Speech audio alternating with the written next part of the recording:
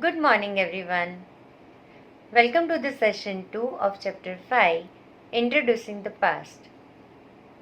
Let us recall what we have learnt in the previous session. A horizontal line on which important events are written in a chronological order is known as a timeline. The events which have occurred after the birth of Jesus Christ are represented as CE. The events which have occurred before the birth of Jesus Christ are represented as BCE. We also learned the meaning of history. History is the study of past events. People who study history are called historians. We have learned about the past with the help of various sources of history.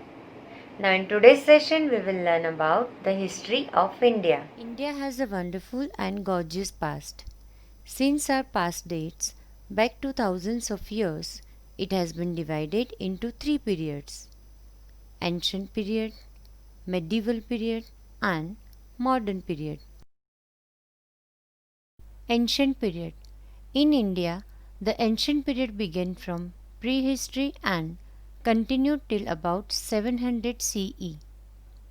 Prehistory is the period of time in history before information was written down.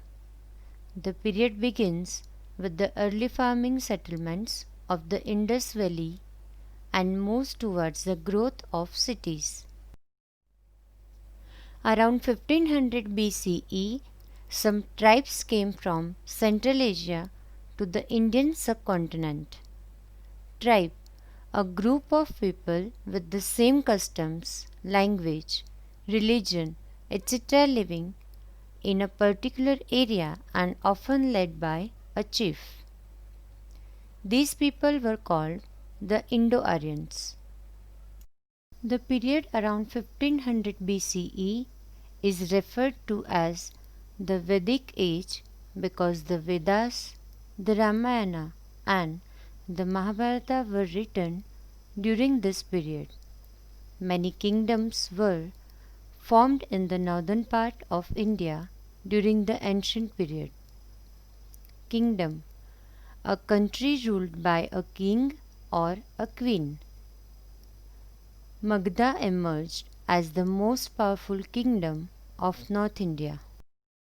In 321 BCE, Chandragupta Maurya became the ruler of Magadha and founded the Mauryan dynasty.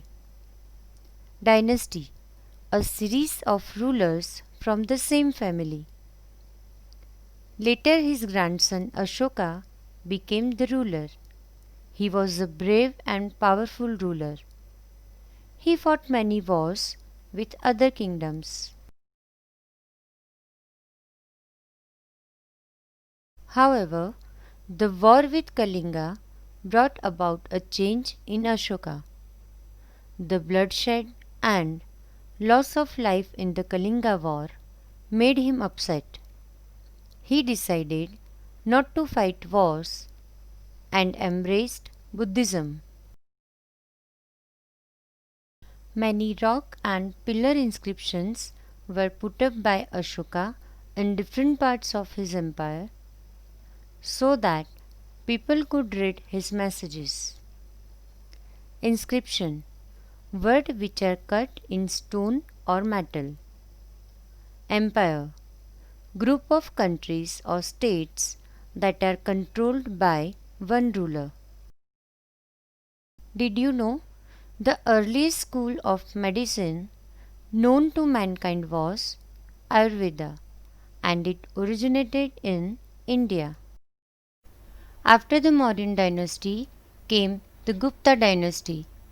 Under the Gupta dynasty, the Indian subcontinent became rich and powerful. Some historians refer to the period from about 320 CE to 550 CE as the golden age of ancient India. It was during this period that art, culture, science, mathematics, astronomy, grammar, and the study of other subjects became very popular. After the ancient period came the medieval period. The medieval period extends from about 700 CE to 1750 CE. During this period, many rulers in Central Asia became very powerful. Mahmud of Ghazni and Muhammad Ghori, two rulers of Central Asia who attacked the Indian kingdoms.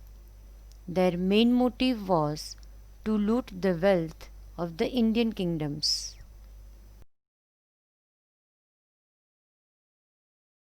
The period from 1206 CE to 1526 CE saw the rise and fall of the Delhi Sultanate. Many dynasties came to power during this period. Qutbuddin Aibak laid the foundation of the slave dynasty in 1206 CE. Iltutmish, Balban, and Razia Sultan were some powerful rulers of the Delhi Sultanate. In 1526 CE, after the fall of the Delhi Sultanate, Babur founded the Mughal Empire. His grandson Akbar is regarded as one of the greatest rulers of the Mughal dynasty. He conquered many kingdoms and brought them under Mughal control. After Akbar, his son Jahangir became the ruler. Jahangir was succeeded by his son Shah Jahan. Succeeded to come next after somebody and take their position.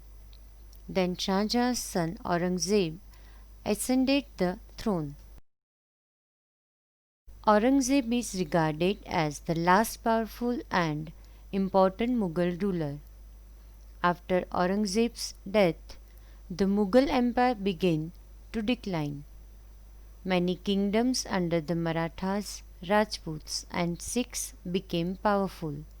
The Taj Mahal was built by Shah Jahan.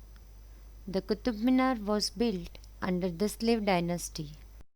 In the southern part of India, the Chola kings were very powerful. King Rajaraja I and his son Rajendra Chola I are known for their conquests and contribution to art, architecture, and literature. The Brihadeshwara temple at Tanjore was built under the Chola dynasty. Now it's time for home fun. Make a timeline on a piece of paper or in your notebook. Instead of using BCE and CE, use BM means before my birth and AB means after my birth for writing important events. Write down the events that happened after your birth to the right side. The events that happened before your birth should be written on the left side. Leave a gap of about 1 or 2 inches between each event. That's all for today. We will continue with the modern period on session 3. Until then, be safe, take care.